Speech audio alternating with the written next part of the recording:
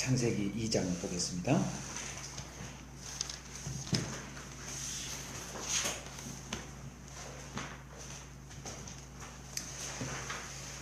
오늘은 그 안식에 대해서 살펴볼 거고요. 선악과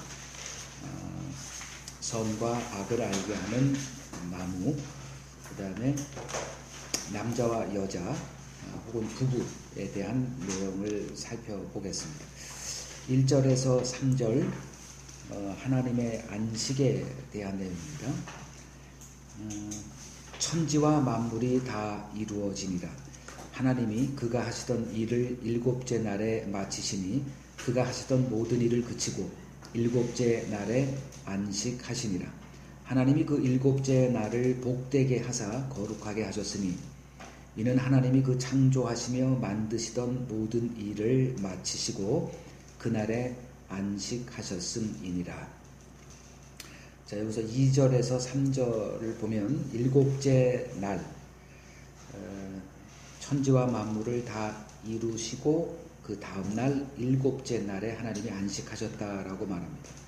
하나님의 안식은 무엇을 전제로 하고 있을까요? 그 2절에 보니까 일곱째 날에 하시던 일을 마치시니 그가 하시던 모든 일을 그치고, 이게 안식 개념이죠. 그렇다면 하나님의 안식은 전제로 하고 있는 것이 하나님 나라의 완성이라는 개념입니다. 하나님 나라의 완성을 안식과 이제 같은 개념으로 이렇게 말을 하고 있습니다. 그것이 요한복음 19장 30절에 예수님이 십자가에서 대속의 그 일을 이루시고 다 이루었다라는 그 말씀, 그것이 이제 안식과 연결이 되어 있습니다. 그 다음 구절인 20장 1절은 제가 뭘 거기다 집어넣는지를 찾을 수가 없어서 그냥 지워주십시오.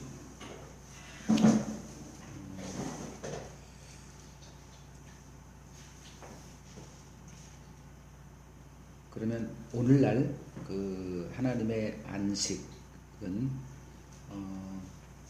이제 깨어진 거죠. 그 하나님의 안식을 위해서 이제 하나님이 일을 하고 계시다. 다시 말하면 하나님의 나라의 완성을 위해서 지금도 일하고 계시다. 이제 이런 개념이 성립이 됩니다. 그렇다면 2절에 두 번째 질문입니다. 이 하나님의 안식이 우리와 무슨 상관이 있을까요? 에스겔서 20장을 보겠습니다. 왜 안식일을 지키라고 했을까? 이제 그걸 추적하는 거예요. 에스겔서 20장을 보면 12절에서 16절,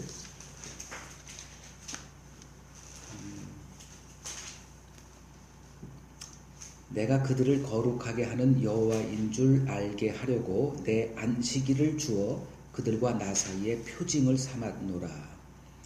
그러나 이스라엘 족속이 광야에서 내게 반역하여 사람이 준행하면 그로 말미암아 삶을 얻을 나의 율례를 준행하지 아니하며 나의 규례를 멸시하였고 나의 안식일을 크게 더럽혔으므로 내가 이르기를 내가 내 분노를 광야에서 그들에게 쏟아 멸하리라. 그리고 16절에도 나의 안식일을 더럽혔다. 13절, 16절. 그렇다면 이제 안식, 하나님의 안식, 그리고 우리 무슨 관계가 있을기에 이 안식을 배워야 되는가? 우리는 누군가 하나님의 안식을 더럽힌 자들, 이게 성립이 됩니다. 우리는 하나님의 안식을 더럽힌 자로 하나님 앞에 서 있습니다. 이것을 아는 자가 참 이스라엘이다, 이렇게 말하는 겁니다. 우리는 하나님의 안식, 즉 하나님의 나라를 망가뜨린 자로 성경이 정죄를 합니다. 그래서 바로 우리들이 하나님을 계속 일하실 수밖에 없게 만든 그 장본인이라 이렇게 말을 합니다. 세 번째 질문이요. 안식일 언약은 영원한 언약이었습니다. 찾아보죠. 출애굽기 31장. 오늘 안식일에 대해서 왜 이스라엘 사람들이 그렇게 안식일을 중요하게 여겼는가. 하나님께서 이렇게 말씀하셨기 때문인데 31장 15절에서 17절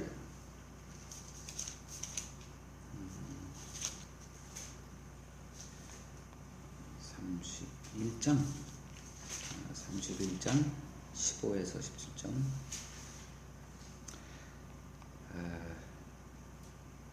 15에서 17절 뭐야? 출애굽기 죄송합니다.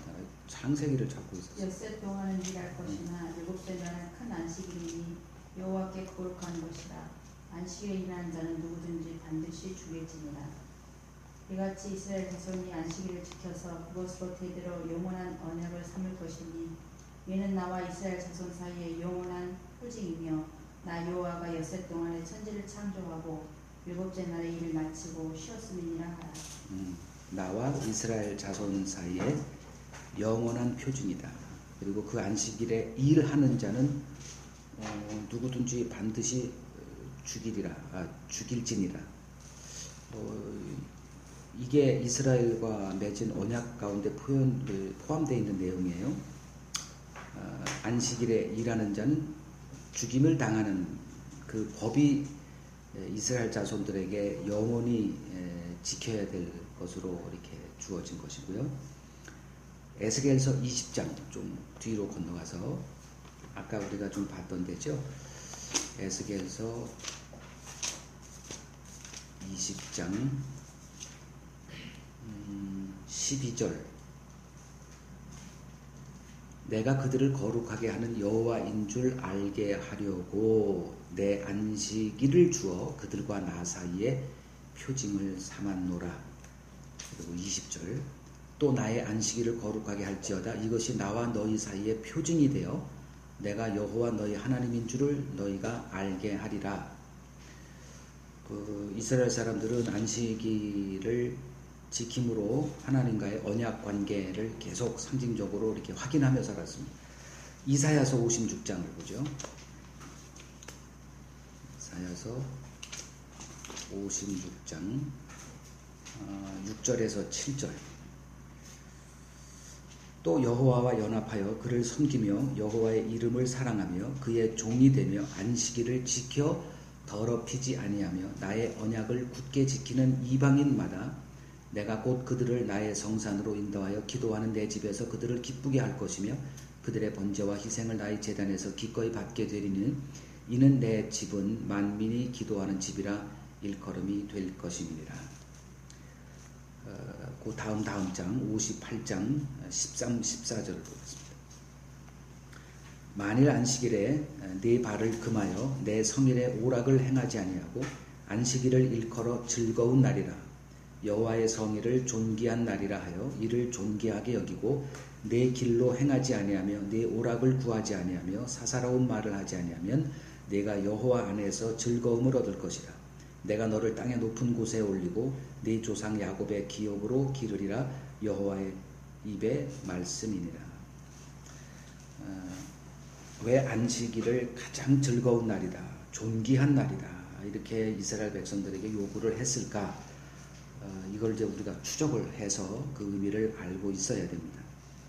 이스라엘 백성들에게는 이제 이 율법이 주어졌기 때문에 안식일을 지키는 것은 그들의 삶의 일부가 됐는데 의미를 알고 지켰느냐, 이제 이게 문제가 되는 거예요.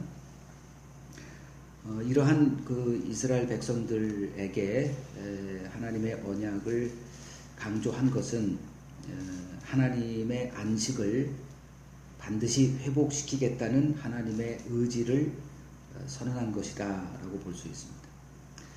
요한복음 5장 17절을 보면 유대인들에게 이제 예수님이 하나님께서 지금도 일하시니 아들된 나도 일한다 라고 이렇게 반박을 하시는 내용이 나옵니다.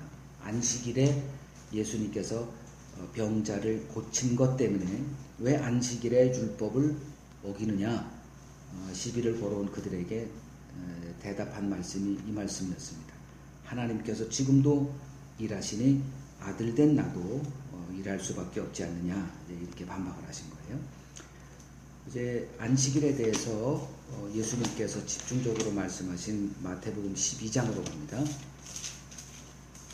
마태복음 12장 1절에서 14절을 이제 보시면서 요거를 답을 하시는데요.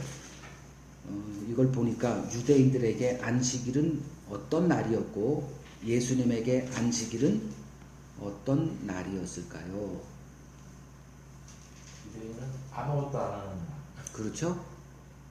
일을 하면 죽여버린다는데 죽음의 날인가요? 일을 하면 죽으려니까 죽인다니까. 그리고 또 느헤미야서를 보면 정말 그런 일이 벌어졌거든요. 또 모세에게도 또 그런 일이 벌어졌었고 민수기에서도 나타났고요. 이스라엘 역사 가운데 안식일을 범한 사람, 안식일에 나무를 지고 성을 들어간 사람을 잡았어요. 이거 일입니까 아닙니까? 모세에게 묻는데 모세도 자기가 법을 선포했지만 잘 몰라. 하나님께 물어봤더니 법대로 죽여라. 그 이후부터 이 안식일에 이 법이 엄청나게 강화가 된 거예요. 그래서 안식일 규례를 일일이 몇 킬로 걷는 거 이게 일이냐 또 따져야 되고, 불을 켜는 게 일이냐 밥을 짓는 게 일이냐, 이런 규례들이 이제 엄청나게 쏟아져 나왔던 거고요. 그러면 예수님에게 안식일이란 어떤 날이었을까요? 죄를 보는 날. 일하는 날. 일하는 날. 네. 하나님께서 일하시는 날. 그러니까 안식일의 개념이 서로 이렇게 정반대 개념이었습니다. 이스라엘 사람들 안식일의 율례를 이스라엘 하면 안식일 날 아무것도 하지 않는 사람들. 그래서 그 아랍권과 전쟁할 때 안식일을 골라서 이렇게 공격을 했다고 할 정도로 이스라엘 백성들의 안식일에 대한 열심은 대단했는데, 예수님이 오셔서 안식일은 일하는 날이었어요. 그들은 일하지 않아야만 되는 날이고, 이게 충돌이 된 거고요. 그럼 뭐가 문제였을까? 안식일의 그 규례의 의미를 그들은 몰랐다는 거죠.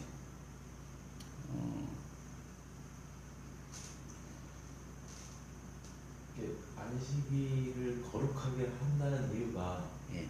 하나님께서 천지를 창조하셨잖아요. 그리고 창조가 다 끝난 다음에 안식일이라고 거룩하게 구별을 했다는 얘기가 하나님께서 다 하셨다는 얘기예요. 그렇죠. 근데 인간은 사실은 아무 일도 한 게 없지 않습니까? 그럼 미리 얘기하면 어떡합니까? 이걸 나가야 돼. 그게 4번 문제에서 나와요. 그때 제가 기회를 드릴게요.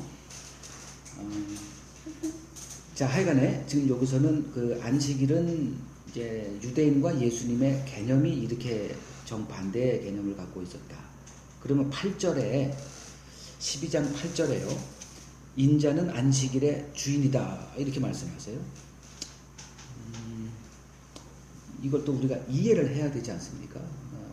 이해를 하라고 예수님이 던진 말씀이니까 우리는 해석을 해서 이제 그 하나님이 말씀하신 그 의도 안에 거하는 게 우리의 일이고요. 뭘까요? 인자는 예수님을, 그러니까 내가 안식일의 주인이다. 내가 그 안식일의 주체야. 이제 이런 말씀인데 무슨 뜻일까요? 자, 안식일을 지켜라라고 이제 예수님께서 율법을 정하셨어요. 그 안식일에 일하는 자는 이스라엘에서 끊어진다. 그럼 이스라엘 백성들은 이제 그 말을 액면 그대로 받아들여서 아무것도 안 하는 날로 이게 거룩한 거로 생각을 했고 이제 이렇게 몇천 년 동안 해왔죠.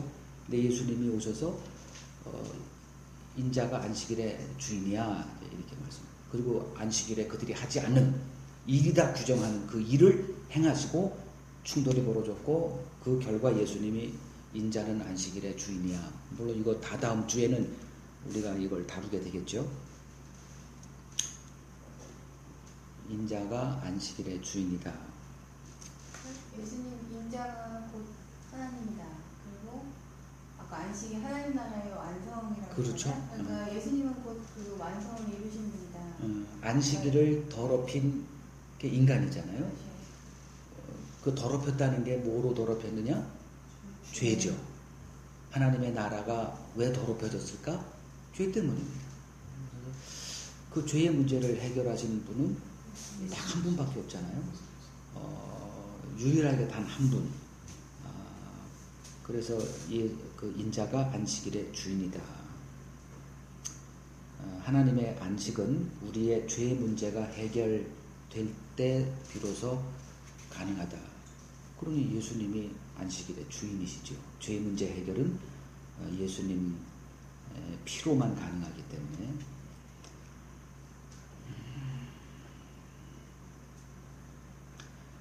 이제 네 번째 문제로 갑니다. 신명기. 안식일의 주인이라는 게 안식일의 본질이 예수 그리스도다. 그렇죠. 그런 말이죠. 네. 그러니까 이 안식일이라는 거는 결국은 나를 가리키는 거다. 재창조를 말씀하시는 것이죠. 그렇죠. 그러니까 안식일을 지킨다는 게 뭘까? 이제 우리가 그걸 찾아내야 되죠. 지키는 거. 네, 안식일을 지킨다는 게 무슨 예수 얘기일까? 그리스도를 믿는 거. 그렇죠. 다 외우고. 네 번째로 가요. 자, 신명기 5장 갑니다. 신명기 5장에 보면 12절에서 15절에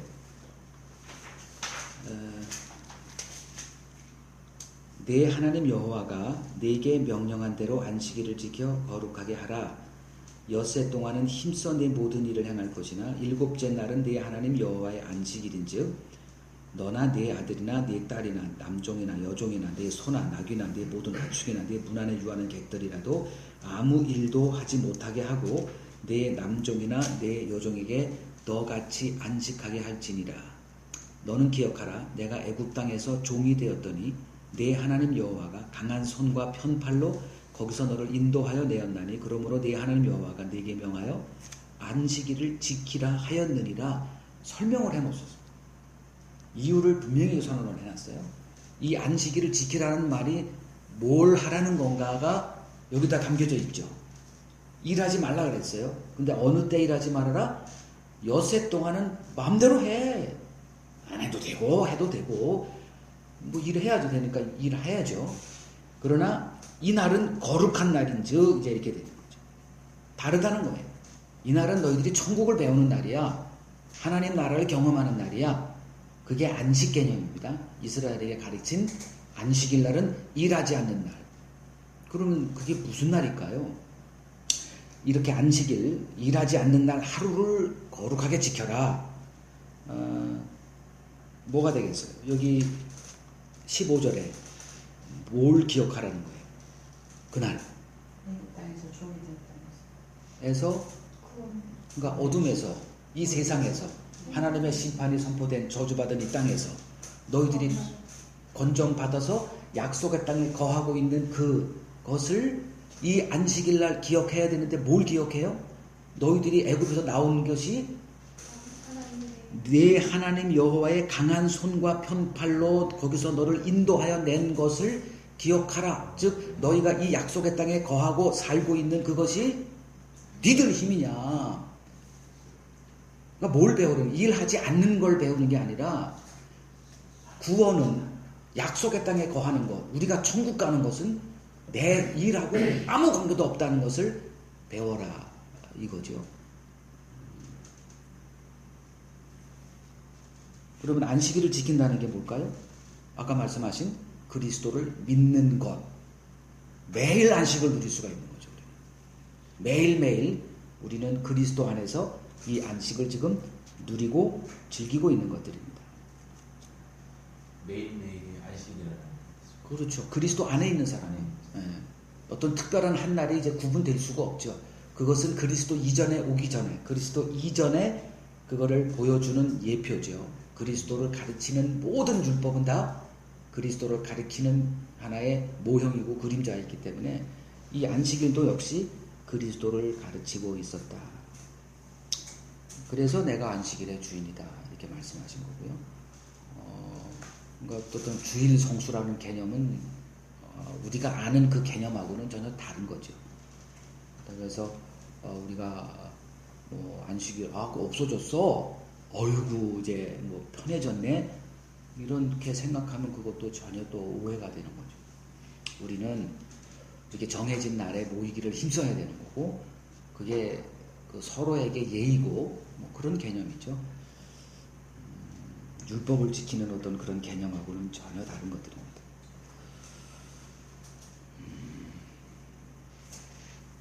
거기다가 출애굽기 14장 13절 14절 이렇게 적어 놓으세요. 가만히 서서 하나님께서 오늘 너희를 위해 행하시는 구원을 보라. 하나님께서 너희를 위해 싸우시리니 너희는 가만히 있을지어다. 이게 안식 개념이죠.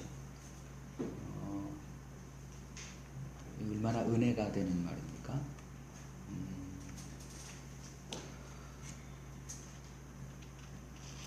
그래서 오늘날 현대교회는 자신들의 열심을 보임으로 그것이 하나님께 기쁨이 되고 상급을 쌓아나가고 있다라고 하는 그 생각, 그걸 포기하지 않기 때문에 이 사람들이 안식을 지킨다라고 말은 하지만 실제적으로는 안식을 더럽히고 있다. 이렇게 얘기를 할 수밖에 없습니다. 안식에 대해서 왜 하나님이 일곱째 날을 거룩하게 하시고 그날을 쉬셨을까? 하나님이 뭐 피곤해서 쉰 그런 개념이 아니죠. 우리들에게 안식 개념을, 하나님 나라의 완성 개념을 가르치기 위한 수단이었다. 살폈습니다. 7절에서 17절 7절 봅니다.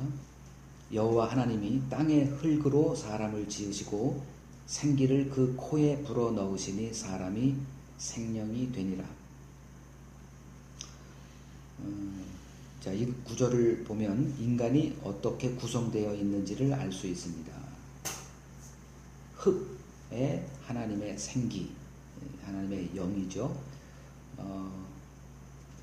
그래서 그것이 생명, 살아있는 사람 이렇게 되는 거죠. 이건 하나님 보실 때 그렇다는 거예요.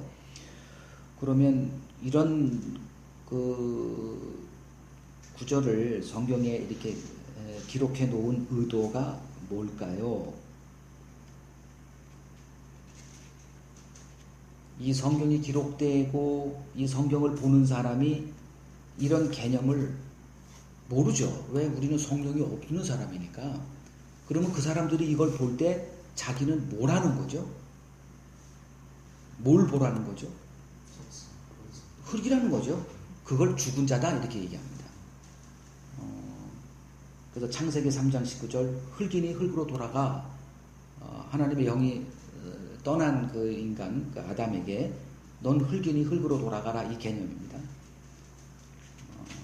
생명과 전혀 관계없는, 그러니까 하나님 볼 때 우리 인간은 그냥 흙입니다. 그냥 우리는 여러 가지 의미가 부여되고 뭐 나라를 위하고 세상을 구하는 뭐 우리끼리는 그게 통용이 되는 개념이지만 하나님에게는 아무 의미도 없어요.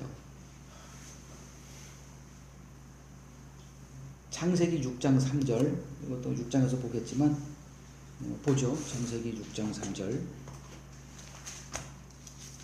인간이 어떤 존재인가를 계속 이제 보여줍니다. 여호와께서 이르시되 나의 영이 영원히 사람과 함께하지 아니하리니 이는 그들이 육신이 됨이라. 육이 되었다는 거예요. 고기 덩어리 그냥 흙이죠. 흙. 창세기 7장 22절에서도 육지에 있어 그 코에 생명의 기운에 숨이 있는 것은 다 죽었더라. 그 죽음의 실체를 알려준 게 육신의 죽음이죠.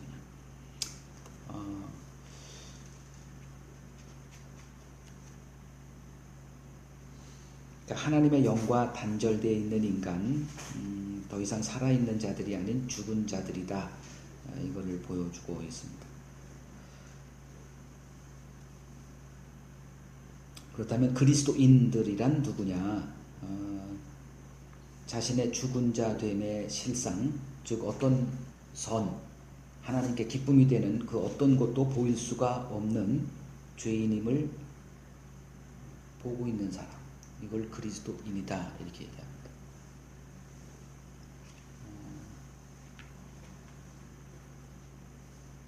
그래서 이승기 형제님이 뭐 지난주에도 나는 똥이야, 뭐 소똥이야, 이 개념이 다 여기서 다 지금 나오는 것들이죠. 죽은 자 개념, 신자는 자기를 죽은 자로 볼 수 있어야 됩니다. 근데 어떻게 우리가 그 의인 대접을 받고 있는가? 그걸 아는 자들이 신자입니다. 16에서 17절 보면 여호와 하나님이 그 사람에게 명하여 이르시되 동산 각종 나무의 열매는 네가 임으로 먹되 선악을 알게 하는 나무의 열매는 먹지 말라. 네가 먹는 날에는 반드시 죽으리라. 이렇게 말씀을 하셨습니다. 선악을 알게 하는 나무의 열매는 먹지 말라고 하십니다. 이 말씀에 담겨진 하나님의 의도는 무엇일까요? 창세기 1장 4절 하나님 보시기에 좋았더라. 이거 우리가 지난주에 살폈던 내용입니다. 하나님의 나라는 선의 기준이 오직 하나님 한 분인 나라 이렇게 했죠. 인간의 뜻, 인간의 입장, 인간의 의견 존재할 수가 없는 곳이 하나님의 나라라 이렇게 말씀을 했어요. 그것이 또 드러난 거죠. 가르치는 겁니다. 그 에덴 동산의 세계는 인간이 선과 악을 아는 것이 통용되지 않는 곳임을 가르쳐 주는 것이 선악을 알게 하는 나무의 열매는 먹지 마라. 좀 길지만 선악과보다는 좀 더 구체적인 게 좋죠. 선악을 알게 하는 나무의 열매. 근데 선악과 하면 그 의미가 그냥 퉁쳐져서 이렇게 그 개념이 정확하게 전달되지 않습니다. 좀 길어도 선악을 알게 하는 나무의 열매. 이거를 금지시킨 것입니다. 그러면 에덴 동산을 통해 보여주는 천국은 어떤 곳인가요? 같은 개념이죠. 선과 악의 판단의 주체는 오직 하나님 한 분인 곳. 이것을 통해서 이제 천국을 가르쳐 주고 계십니다. 그러면 사사기에 하나의 교훈이 있다. 뭐죠? 계속적. 그렇죠.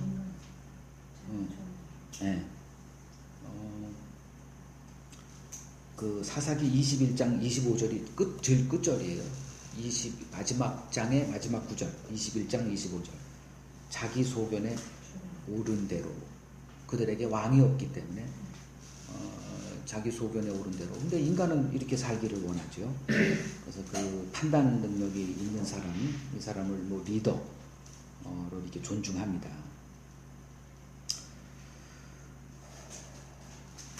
그래서 에덴 동산은 천국의 모형이다.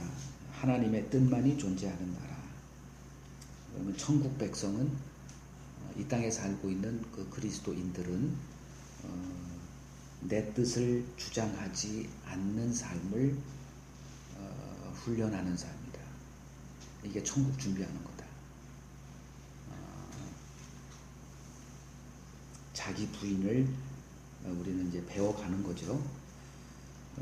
우리 생각에 본능적으로 떠오르는 생각, 이것을 이제 잡아 죽이는 겁니다. 이제 육의 생각이냐 영의 생각이냐 구분할 줄 알아야 됩니다. 육의 생각은 다 내가 잘 되는 길이에요. 영의 생각은 나를 죽입니다. 그래서 그 사도 바울에게 성령이 이렇게 말씀하시는 거 보면 반드시 사도 바울을 죽이는 곳으로 인도합니다. 근데 거짓 영에 사로잡힌 자들, 뭐 오늘날 이렇게 하나님의 음성 듣는다, 예언의 은사를 받았다, 그 사람들에게 이렇게 입을 통해서 나오는 소리들은 다 인간 중심적입니다. 당신을 뭐 어떤 목사로 세워줄 거다. 순전히 인간 중심이고 인간이 잘 되는 얘기만 쏟아 부으니 사람이 그냥 매여지는 거죠. 헌금하고 그 올무에 걸려들게 돼 있어요.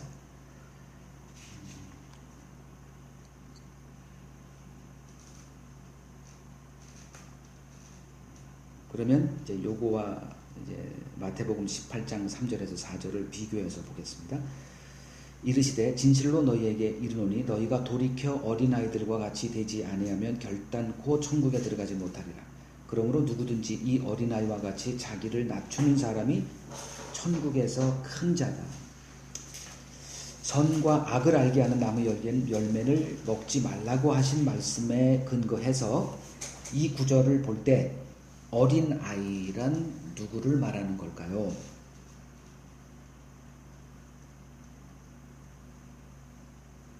자기 판단의 근거에서 살아가지 않는 오직 전적으로 예수 그리스도에게 의지하는 어린아이. 또 다른 분 선과 악을 스스로 판단하는 사람. 판단하지 않는 사람. 아, 어린아이니까. 네. 어른은 자기가 판단하는 거죠. 그죠? 그렇다면 하나님의 말씀만이 선의 기준이다는 것을 알고 있는 사람을 어린아이다 이렇게.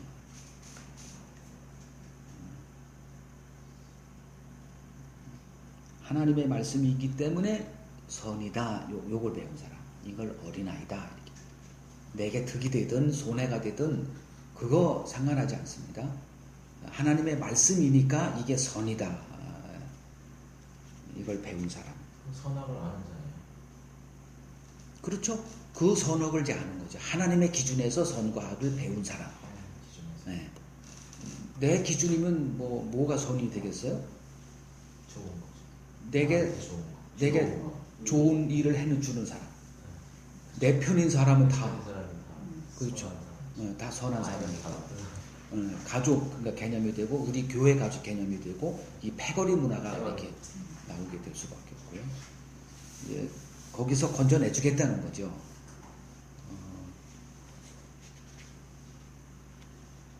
그럼 어른이라는 것은 이제 이 세상 지혜대로 살아가는 사람, 이 세상 지혜가 대단한 거 아닙니까? 그러면 그리스도인은 패거리 문화에 어울리지 않는 자네요. 그런 것에 속해 있지 않는 자. 그렇죠. 이제 조금 있다가 이제 우리가 하나됨에 대해서 좀 살펴볼 때 그 하나됨이란 뭘까? 모든 교회가 입만 열면 우린 한 가족이야. 아주 엄청나게 그걸 강조하잖아요. 우리 한 가족. 단합되어야 하고 그렇게 되면 이제 하나가 되지 않겠는가. 그 개념이 얼마나 잘못된 것인가 좀 이따 한번 보죠. 그렇다면 사람이 천국을 가지 못하는 이유는 뭘까요? 지금 어린아이와 어른 이렇게 했으니까 쉽게 여기 있는 구절대로 인용을 한다면 어른으로 살기 때문에 천국 가지 못하는 이유는 어른으로 살기 때문에 어른 행세하기 때문에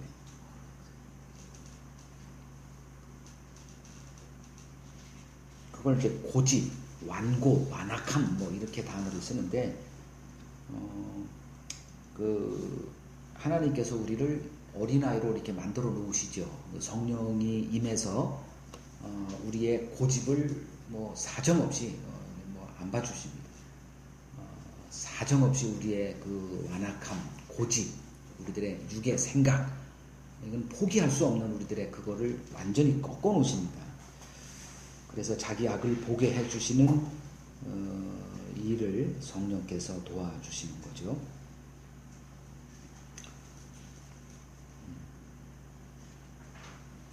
그러니까 선악을 알게 하는 나무 그리고 생명나무 살폈고요. 그 다음에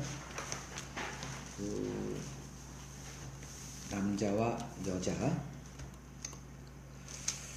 18절에서 25절 여호와 하나님이 이르시되 사람이 혼자 사는 것이 좋지 아니하니 내가 그를 위하여 돕는 배필을 지으리라 하시니라. 여호와 하나님이 흙으로 각종 들짐승과 공중의 각종 새를 지으시고 아담이 무엇이라고 부르나 보시려고 그것들을 그에게로 이끌어 가시니 아담이 각 생물을 부르는 것이 곧 그 이름이 되었더라. 아담이 모든 가축과 공중의 새와 들의 모든 짐승에게 이름을 주니라. 아담이 돕는 배필이 없으므로 여호와 하나님이 아담을 깊게 잠들게 하시니 잠들매 그가 그 갈빗대 하나를 취하고 살로 대신 채우시고 여호와 하나님이 아담에게서 취하신 그 갈빗대로 여자를 만드시고 그를 아담에게로 이끌어 오시니 아담이 이르되 이는 내 뼈 중에 뼈요 살 중에 살이라. 이것을 남자에게서 취하였은즉 여자라 부르리라 하니라. 이러므로 남자가 부모를 떠나 그의 아내와 합하여 둘이 한 몸을 이룰지로다. 아담과 그의 아내 두 사람이 벌거벗었으나 부끄러워하지 아니하니라. 이 설명 구절 읽겠습니다. 사람들이 결혼하는 이유를 한마디로 말하자면 자기 행복 때문입니다. 그런데 성경은 결혼에 대해 전혀 다른 이야기를 합니다. 우리는 이제 이 사람하고 결혼하면 행복할 거야. 이주희 자매님 이루어졌습니까?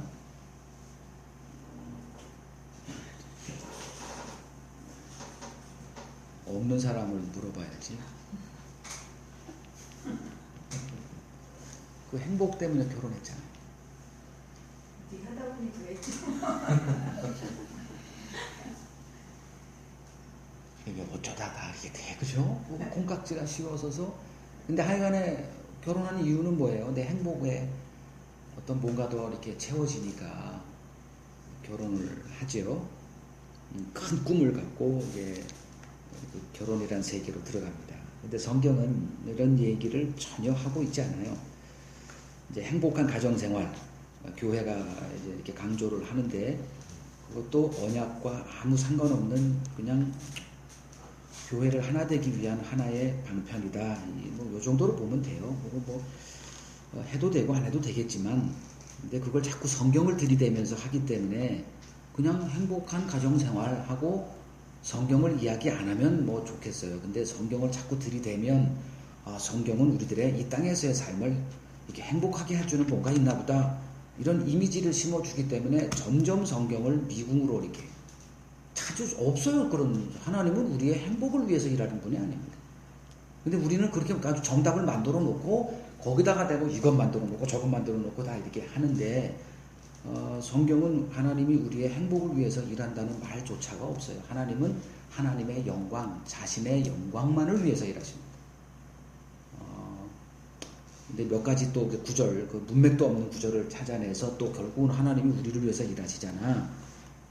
이 성경을 모르는 사람들이 하는 소리고요. 한번 보죠. 고린도전서 7장을 보면, 고린도전서 7장 2절에서 3절 보세요. 이게 과연 세상이 용납할 수 있는 말이냐.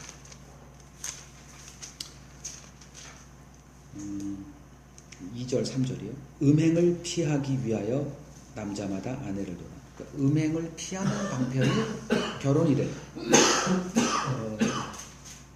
그리고 남편은 그 아내에 대한 의무를 다하고 아내도 그 남편에게 그렇게 할지라. 여기서의 의무야 뻔하지 않습니까? 죄 짓지 않기 위해서 결혼하라. 이거를 오늘날 세상이 용납하겠어요? 죄를 모르는 사람들이기 때문에 이런 그 구절을 이해할 수가 없는 겁니다. 바꿔놓는 거죠.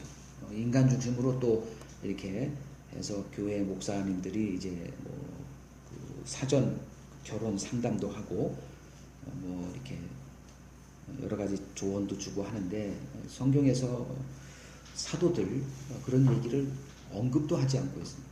물론 베드로전서 또 에베소서, 골로새서에 나오는 가정에 관한 그런 구절들을 이렇게 또 해서 또 이렇게 얘기를 하는데 성경의 의도대로 보면 여태까지 우리가 알고 있었던 그런 것하고 전혀 관계없는 것들이구나 보게 될 겁니다. 9절 만일 절제할 수 없거든 결혼하라. 똑같은 얘기를 하고 있어요. 다 죄와 관련되어 있습니다. 결혼도 죄와 관련되어 있어요. 하나님이 여기서 지금 이제 결혼 제도를 만들었다라고 이제 이렇게 얘기하는데 보세요. 본문은 결혼에 대한 성경의 최초의 기사입니다. 이건 맞죠? 이제 흔히 결혼은 하나님께서 남자와 여자 관계에 있어서 세우신 원칙이라고 흔히들 얘기를 하죠. 이거에 대해서 반발하지 않습니다. 근데 성경은 전혀 그러한 말을 하지 않고 있습니다. 만약에 이것이 남자 여자 관계의 원칙이라면 예수님도 결혼하셔야만 하나님의 뜻대로 그 율법을 완성하는 그 율법을 마침이 되신 그것에 포함이 돼야만 됐고요. 그리고 그 결혼하지 않은 사도들, 하나님의 창조 원리를 거역하며 살았던 자들이다. 이건 교회의 터가 될 수가 없죠. 이제 18절 보겠습니다. 여호와 하나님이 이르시되 사람이 혼자 사는 것이 좋지 아니하니 내가 그를 위하여 돕는 배필을 지으리라 말씀하십니다. 하나님께서 여자를 등장시킨 이유를 사람이 혼자 사는 것을 좋지 않게 보셨기 때문이다 라고 말합니다. 그래서 그를 위해 돕는 배필로 등장한 것이 여자라고 말합니다. 자, 이 당시 아담이 혼자 있을 때 과연 우리가 생각하는 그 인간의 그 외로움을 느꼈을까? 이제 우리는 그 상황을 알 수가 없죠. 죄가 없었던 때를 우리는 추측도 못하죠. 그게 어떤 상황인지 알지도 못합니다. 미루어 보건대 외로움이라는 것은 인간 타락 이후에나 우리에게 찾아온 감정이기 때문에 아담이 혼자 있으라라고 하나님이 지원 받았을 때의 그 모습이 거기에 외로움도 있었다라고는 해석할 수가 없죠. 그러니까 외로움이라는 것이 있게 해서 그러니까 결혼을 하게 했다. 이제 이건 우리들의 생각이고 그렇게 되면 이제 엉뚱한 해석이 나올 수밖에 없어요. 하나님께서 하와를 지으신 것은 아담을 위해서가 아니라 하나님의 뜻하신 어떤 무엇인가가 있었다는 것을 우리가 찾아내야 됩니다. 자, 하와를 창조하신 것은 아담을 위한 돕는 배필로 등장시킨 것입니다. 즉 아담을 위한 돕는 배필, 즉 아담 혼자서는 결코 할 수 없는 그 무엇인가를 하게 하고자 하와를 등장시켰다는 거죠. 자, 남자와 여자가 함께 이룰 수 있는 그 무엇을 위해서 여자를 창조하셨다는 겁니다. 자, 하나님이 원하시는 그것이란 무엇일까요? 24절에 나오죠. 남자가 부모를 떠나 그의 아내와 합하여 둘이 한 몸. 이게 교회고 이게 천국입니다. 하나님의 관심이 우리가 이 땅에서 멸망당, 이 땅 거기서 행복하게 사는 게 하나님이 그거 아니죠. 그러면 이제 하나님은 지금 이 가정 제도를 통해서 뭔가를 또 보여주고 계세요. 우리 삶 곳곳마다 인간이 어떤 자들로 살고 있는가 그거를 지금 이렇게 정죄하는 수단으로 가정을 등장시켰어요. 행복을 보지 마시고 가정에서 인간이 누군가를 보라는 거죠.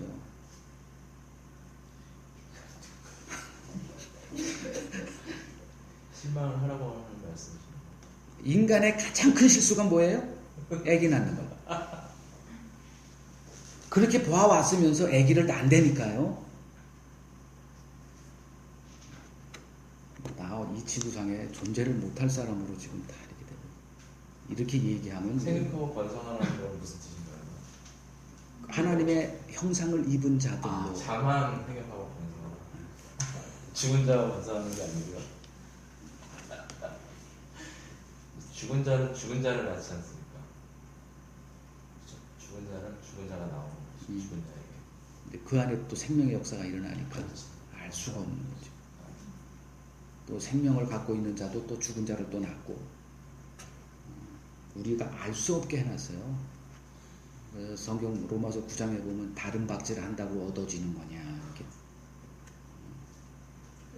예수님 신랑 신부 관계잖아요. 예수님과 예. 교회 관계. 하나됨이지 그걸 얘기하는 거죠. 신랑 신부. 근데 아까 말씀하신 게 외로워서 이렇게 주신 게 아니고 여기 아담한테 주셨을 때 뼈 중에 뼈고 살 중에 살아서 굉장히 기뻐했잖아요.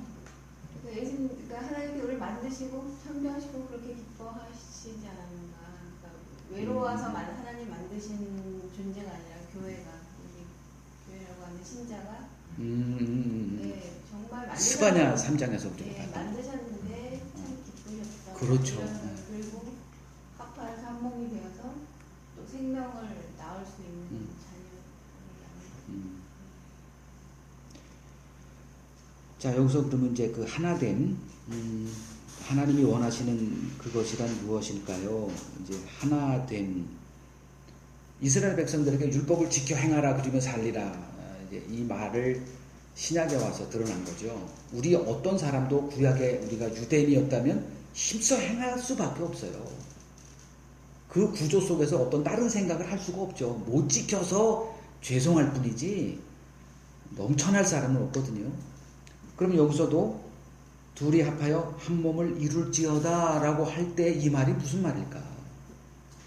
니들이 한 몸이 될 수 있니? 묻고 있는 거죠. 가족을 통해서 그 가족이라고 하는 너희들의 행복의 최대치를 이룰 수 있는 그 가족 단위에서 한 몸이 될 수 있니? 라고도 묻는 거예요. 남남이면 하나 되기가 어렵다는 거 다 알아요. 다 생각이 다르고 자기 입장이 다르고 자기가 생각하는 구도가 다르고 다 달라요. 그러니까 힘 있는 자가 이게 하나 되게 만듭니다. 그럼 가정에서는 하나 돼봐라. 하나 될 수 있지 않아? 해보라는 거예요. 되든가 이거예요. 어릴 때는 될 것 같아요. 조그만 거 사줘도 기뻐가지고 아빠 최고야. 이제 한 20살 20살도 아니죠. 중학생만 되더라도 안 통합니다. 아무리 얘기를 해도 영의 문제에 들어가면 이거는 남남도 이런 남남이 없습니다. 오히려 고통만 부과합니다. 우리가 다 경험하고 있잖아요. 대화가 단절돼 있어요. 내가 보는 가치가 전혀 통하지가 않습니다. 죽은 자와 산 자와 이게 같이 시체와 살아있는 자가 같이 공존하는 겁니다. 거기서 한 몸을 이루래요.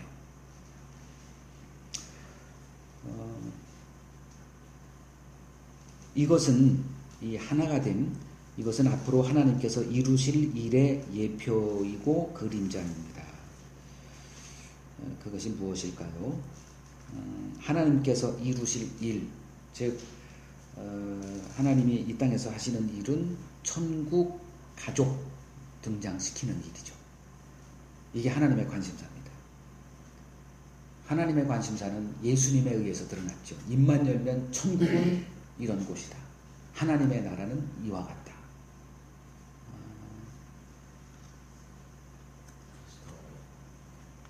천국 가족을 등장시킵니다. 그럼 천국 백성, 천국 가족, 아까도 말씀드렸지만 이제 그리스도의 신부다 이런 개념이 등장합니다. 그럼 그리스도의 신부, 로마서 7장 1절에서 4절에 이제 신부 개념이 뭐 그냥 막연하게 좋고 그냥 그분이 생각이 나고 이런 개념이 아니고요. 그 사도 바울이 그 그리스도인을 설명하기 위해서 율법 옛 남편, 그리스도 새 남편, 이렇게 비유를 통해서 이렇게 신부와 신랑으로 설명을 해요. 그러니까 그리스도인은 옛 남편이 있어야 됩니다. 옛 남편 없이 새 남편 그리스도를 이해한다는 것은 불가능하죠. 어둠이 있어야 빛이 설명이 되는 것처럼 이 땅에 거짓 교회가 있으므로 참 교회를 하나님이 알려주세요. 그래서 사탄의 역사를 하나님이 보장해 주시고 허락을 하세요. 우리가 할 일들은 거짓 교회를 무너뜨리는 일이 아닙니다. 거짓 교회를 세우시는 분도 하나님이시고요. 거짓 목사를 등장시키는 것도 하나님이세요. 거기서 끄집어내겠다는 거예요. 이 세상에서 꺼집어냈다는 말은 거짓 교회에서 꺼집어내겠다는 얘기예요. 예수님도 단 한 번도 이방 나라 간 적이 없습니다. 유대인들, 즉 하나님의 나라라고 하는 그 거짓된 그 사상 속에 있었던 거기에 들어가셔서 거기서 참 그리스도인된 참 이스라엘을 골라내신 겁니다. 그럼 오늘도 거짓 교회는 있어야 되는 거예요. 좀 이상한 말이 될 줄 모르지만 하나님께서 거짓 교회를 세우고 계세요. 거기로 들어보낸 다음에 그 세상된 교회에서 건집어내는, 즉 율법의 종되었던 그 옛 남편을 섬기고 있었던 그들로 하여금 거기서 건져내는 그 과정을 통해서 죄가 무엇이고 이걸 알게 해주십니다. 우리가 할 일은 그들을 비난할 게 아니라 그들이 어떤 자들인가를 선포만 하면 되는 거죠. 분별시키고만 하면 됩니다. 그러면 알아서 이거 아니구나 하서 스스로 도망갑니다.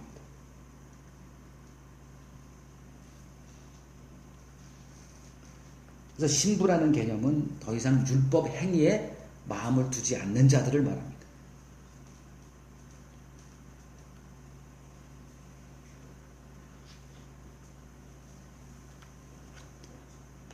송자매님 때문에 나는 머리 큰 괴물, 머리 큰 괴물을 만드는 목사로 내가 낙인을 시켰어요. 그 교회 목사님이 네. 아니 저를 이제 들으라고 보내는 거 같긴 해요. 왜냐면 그러니까 그 얘기가 나를 네. 그러니까 머리를 큰 아니 제가 이제 성경 공부 이렇게 하는 걸 이제 아시니까 네. 주말마다 이제 카톡 보내는 내용이 아, 이 그리스도를 아는 그 지식에 대해서 저희는 알게 하는 걸 이제 제가 강조를 했더니 네. 이 지식만 알면 모르냐고 머리만 큰 괴물을 괴물을 만드는 이제 것으로 한국 보통 교회가 교회에서는 이제 느낌 막 체험 막 이런 걸 강조하니까 네. 행위. 그래서 이제 저를 좀 조심시키는 것 같더라고요. 그 자기는 뭐라는 건가요? 생각을 따라 실천을 해야 된다는 네, 거죠. 실천하고 지시로만 가지고 있는 게 머리가 있는 아니라 게 아니라 가슴까지 작용을 가지고 있는 그 자기. 실천을 해야지. 적용하고 살면서 이제 그래서 그리스도 그러니까 하나님의 말씀을 실천하는 것이 그리스도를 믿는 것입니다. 내가 이제 답을 보냈고요. 그 개념을 이해 못하면 이런 얘기가 무슨 의미인지도 모르죠.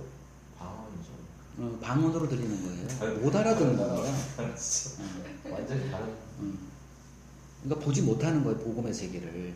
그래서 저희 가족만 해도 삶에 적용이 안 되면 뭐하러 믿냐는 식으로 네? 얘기를 하더라고요. 저희 남편도. 그게 유대인이 갔던 길이에요. 그걸 예수님이 와서 이렇게 보여주시고 그게 하나의 경전이 돼서 끊임없이 유대인과 예수님의 충돌 그걸 보면서 또 그 후계자들인 사도들이 똑같은 싸움 했잖아요. 그럼 그 일이 우리에게도 그대로 벌어져야죠. 그래서 무엇이 우리가 이 세상에서 나오는 거냐? 이 세상은 지난주도 얘기했지만 그리스도의 영광의 광채를 가리는 일을 아예 관심도 없어요. 그 일을 하는 거라면 그리스도를 선포하는 곳에서 교회. 거짓 그리스도를 얘기하면서 그래서 제가 그때 이번 주일날 이번 호텔에서 그걸 보다가 거기서 제가 뭔가를 이제 이렇게 각성을 했죠. 개인적으로 너 20년 동안 그 교회에서 그 경험을 내가 너를 이끌어서 했던 걸 잊어버렸니? 그리고 널 거기서 이렇게 나오게 한 건 잊어버렸니? 그걸 다시 정립한 거예요, 거기서. 그래서 그 거짓 목사들이 도움이 된다니까요. 어둠을 보면서 빛을 다시 한 번 더 확인하는 거예요. 참신함 속 이렇게 가리고 있으면은 참 분별하기 어려운 것 같아요. 그왜 좀 얼마 안 된 분들은 참 참신하게 하려고 막 헌금바구니도 없고 이런 식으로 하잖아요. 그러니까 그런 경우는 이 양반들이 거짓 우리를 속이는 것 같지는 않는 이런 참신함이 있는 데서는 진짜 분별하기 어려운 것 같아요. 왜 교회 날이 짜? 참신함이 뭐라 그랬죠? 네? 아니 그러니까 그분들이 이제 알면서도 그걸 속이냐 아니면은 아니 모른다 그랬잖아요. 복음이 뭔지를 모르고 다른 복음을 확신하고 있는 거예요. 그래서 양심. 진짜 비싼 돈 내고 방송을 하면서 그러니까 복음과 목사들이 관계도 없는 원인은 그거예요. 교회를 보기 때문에 그래요. 교회를 보는 순간에 복음은 사라질 수밖에 없어요. 인간을 보는 그렇죠. 복음은 어떻게 그들에게 그러니까 나를 따를 수 있는 말을 할 것인가? 자기를 따르게 하려고 어그러진 말을 했다. 거기 달인이 목사들이거든요. 근데 이런 생각을 할 수가 없죠. 할 일이 많은데 언제 이런 아니란 생각을 하게 목회를 그렇게 하면 망하는 거예요. 그러니까 철저하게 그 일에 억눌려서 다른 생각을 할 수 없게 만드는 거죠. 그렇게 20년 살았잖아요. 그리고 두 권사 내 앞에서 그때 할 때 똑바로 보셨잖아요. 뭐라고 했습니까? 목사님이 이제 그런 데서 나오라, 교회에서 나오라는 게 아니라 이제 그런 데서 이제 종교행위에서 나오는 네. 그 교회 다니는 분들한테 우연히 만나서 저를 만나고 있는데 우연히 만난 거예요. 일부러 이제 의도적으로 만난 건 아니고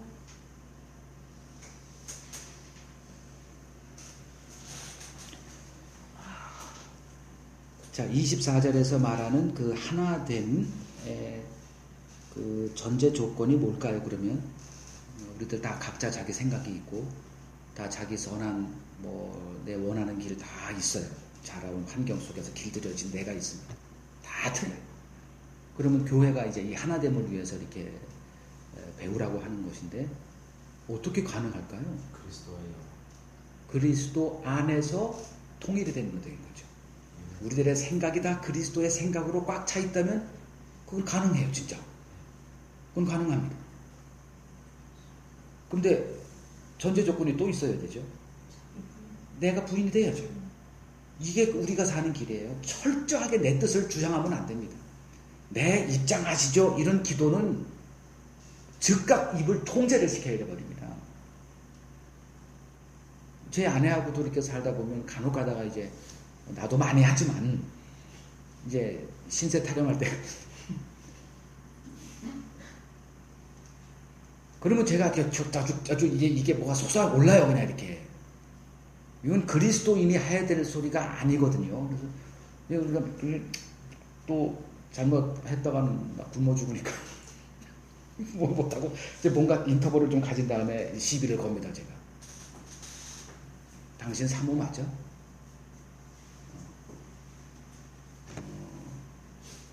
이제 그런 것들이죠. 내 입장을 이렇게 자꾸 얘기하다 보면 이게 또 한순간에 또 완전히 또 삼천포로 가버립니다. 그 하나됨의 전제 조건은 자기를 부인하는 거예요.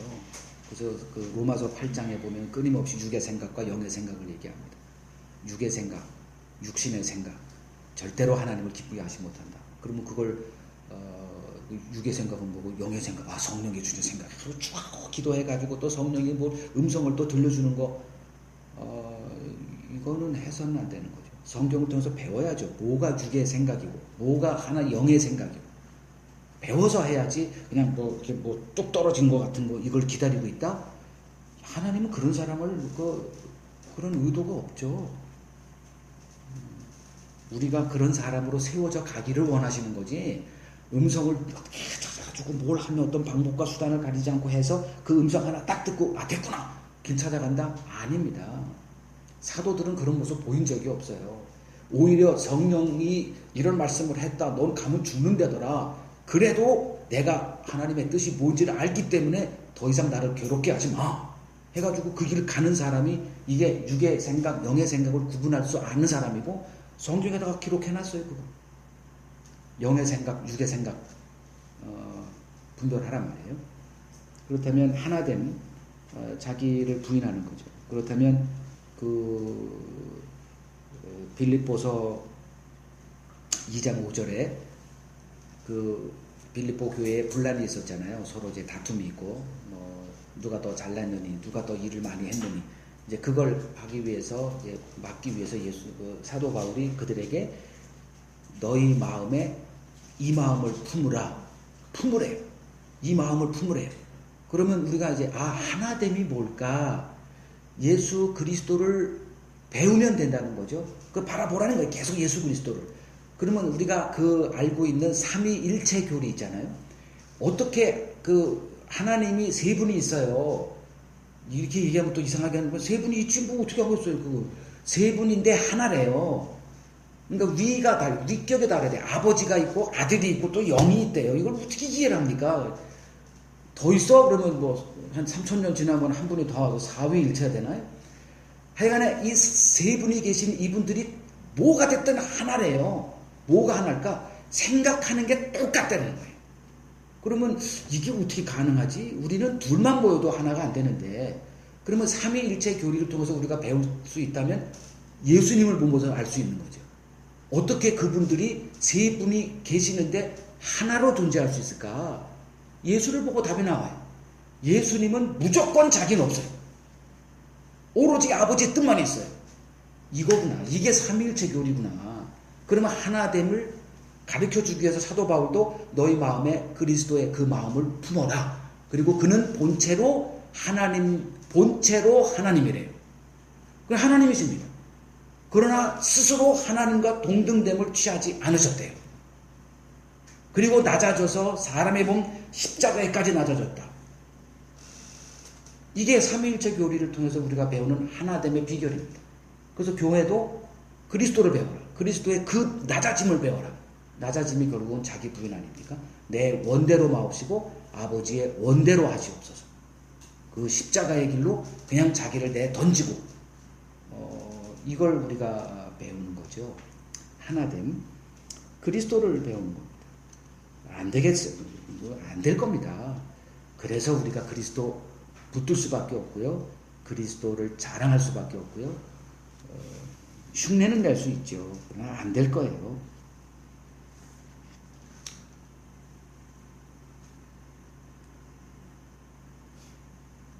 (25절) 보겠습니다. 아담과 그 아내 두 사람이 벌거벗었으나 부끄러워하지 아니했다. 무슨 뜻일까요? 자기를 보지 않았다는 거죠. 그 이전의 세계니까 죄가 있기 이전에 그러니까 자기를 보지 않고 자기 수치가 없었다는 거죠. 그때 그만큼 우리가 달라진 게 이제 이거고요. 그렇기 때문에 우리는 가리는 자로 존재할 수밖에 없고 이게 이제 스트레스가 되는 거죠. 이게 스트레스가 되는 거예요. 모든 질병이 결국은 자기를 가리는 것으로부터 다 나옵니다. 그러니까 더 이상 가릴 수치가 없어요. 그 당시에는 그것을 벌거벗었으나 부끄러워하지 않았다. 이 개념이 되는 거고 죄를 범하자마자 가장 처음에 보인 게 자기를 나무 잎으로 가리는 그걸 성경이 보여준 이유가 너희들은 가리는 자로 살고 있지 않니? 그것 때문에 우리가 망하는 거죠. 가려질 수도 없는데 우리는 가려요. 종교 행위로 가리고 어떤 의롭다라고 우리들이 판단하는 어떤 그런 행위를 규정하고 그걸 함으로써 나를 가립니다. 교회에서는 새벽기도 직분 이런 모든 것들로 이제 자기를 가리는데 그 아무것도 가려지지가 않는 거죠. 그래서 예수님이 오셔서 다 이렇게 벌거벗기는 거죠. 그래서 율법을 주신 이유도 우리를 벌거벗겨서 그 벌거벗은 그 자리에서 우리를 가려주시는 그 예수님에게로 갈 수 있도록 돕는 게 율법인데 거꾸로 길을 간 거죠.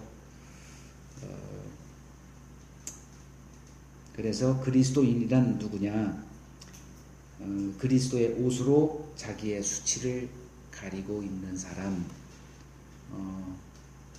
그게 어떤 의미냐? 행위의 멍에에서 자유함을 얻은 자.